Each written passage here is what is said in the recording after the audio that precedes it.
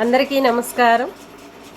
నా పేరు Lakshmi. Social media Telangana, Andhra.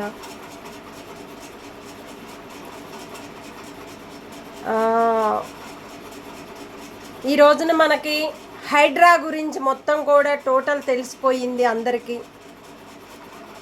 మన హైడ్రా అంటే ప్రజలకి హైడ్రా, ఇది ప్రభుత్వాలకి హైడ్రా కాదు. ఎందుకంటే ఈ హైడ్రా అనేది ప్రజలకి ఎక్కడన్నా గవర్నమెంట్ ల్యాండ్లు ఉంటే ప్రజలకి ఒక జాగి ఇయటానికి హైడ్రా వచ్చింది. అట్లాగని ఎక్కడన్నా గవర్నమెంట్ జాగ గుంజుకొని ఆ గవర్నమెంట్ జాగలో ఇల్లు కట్టుకుంటే అది హైడ్రా అంటారు.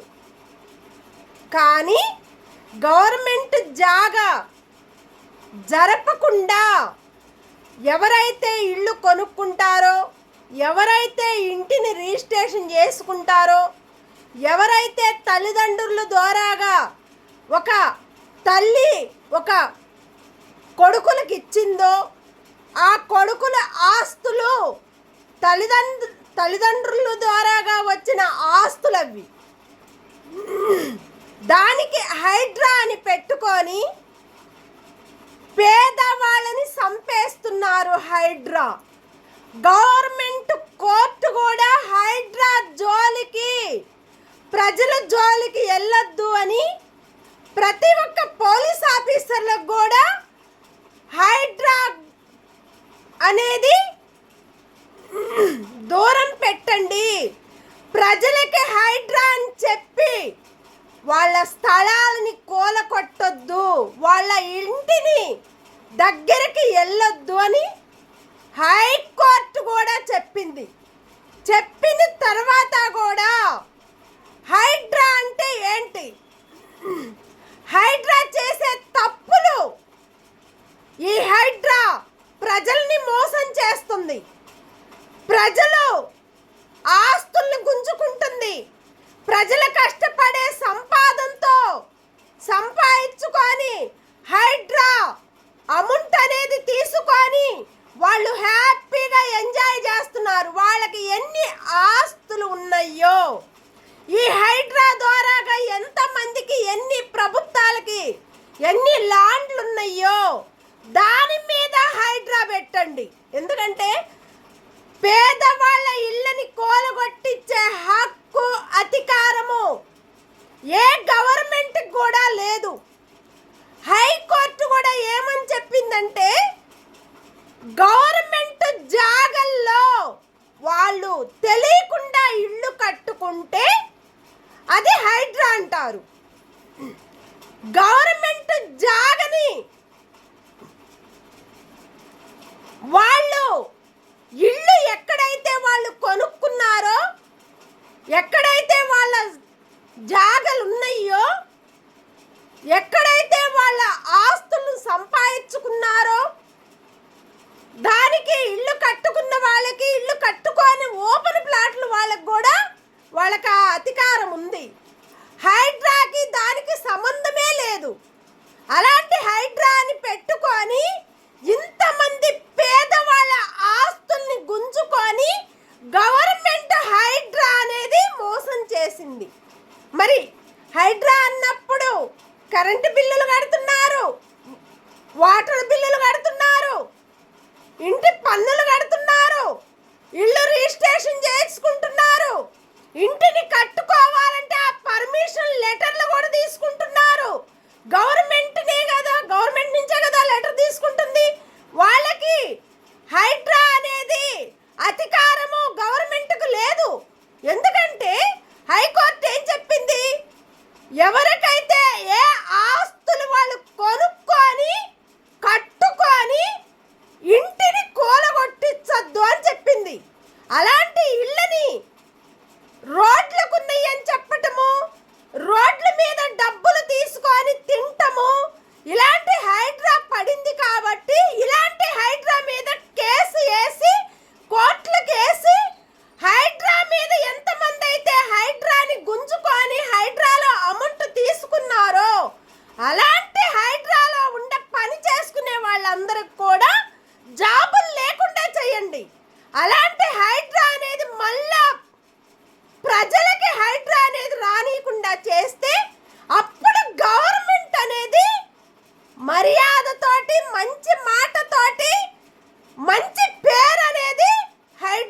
తలదాచుకుంటుంది.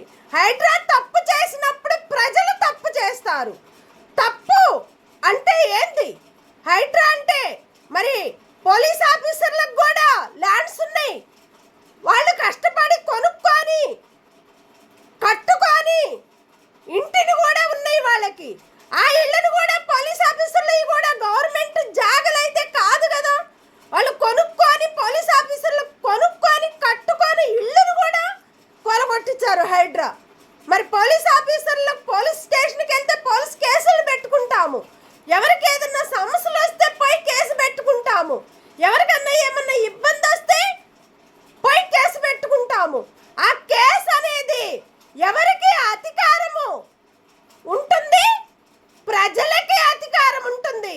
ఎవరికన్నా ప్రజల మీద పోయి ప్రభుత్వాలు కానీ గవర్నమెంట్ కానీ హైడ్రా కానీ పేదవాళ్ళ ఇంటికి వెళితే, పేదవాళ్ళ జోలికి వెళితే, ఆడపిల్లలు వాళ్ళు కష్టపడి కొనుక్కొని లేడీస్ జెంట్స్ కూడా చాలా కష్టాలు పడి కట్టుకున్న ఇళ్ళని కూలగొట్టించే హక్కు అధికారము ఏ ప్రభుత్వాలకు లేవు, ఏ గవర్నమెంట్కు లేదు.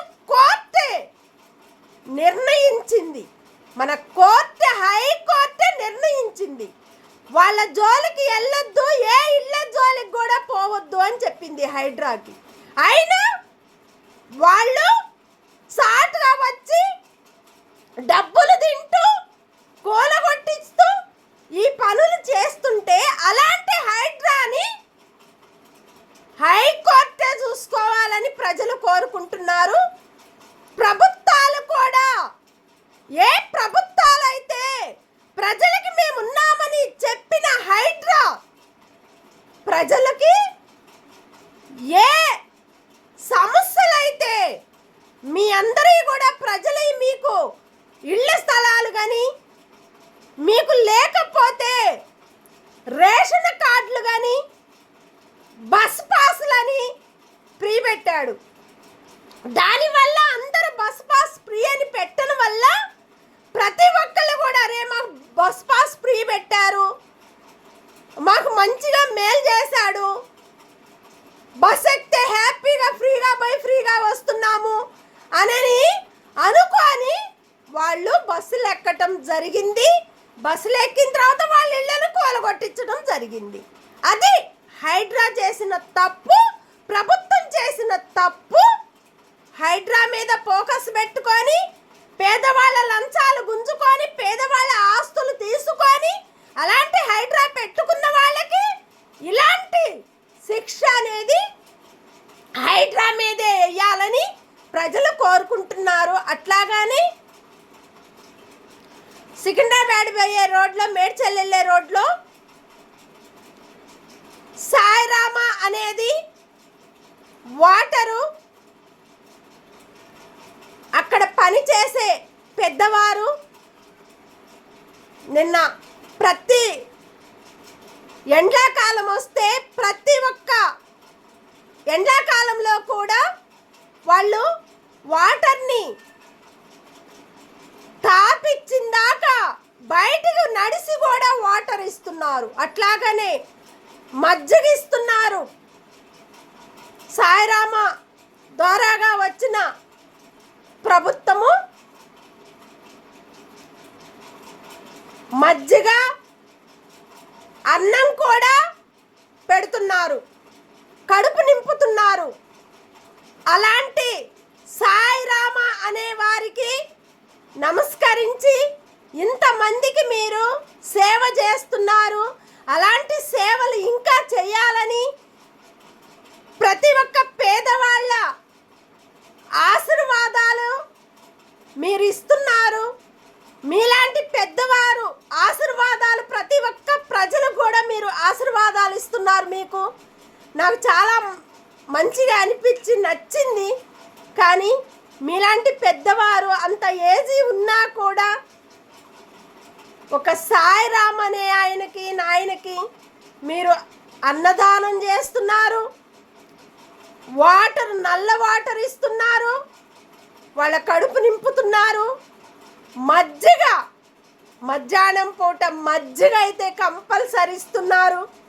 అలాంటి సాయిరామాకి నమస్కారము. ఆయన కోరుకున్న కోరికలకి, వీళ్ళు తీర్చిన తీర్పుకి ఒక న్యాయం అనేది సాయిరామాకి నిలబెట్టించింది.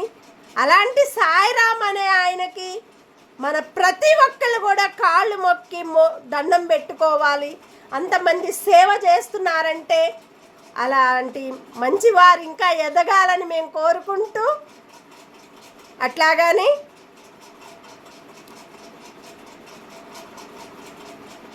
నిన్న కూడా జరిగింది సంగతులు.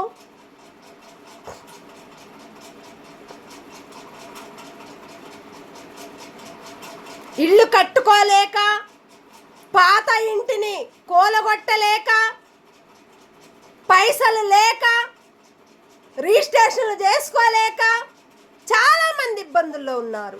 అది కూడా నిన్న నాకు చెప్పడం జరిగింది. వేరే పేదవాళ్ళు చాలామంది ఉన్నారు.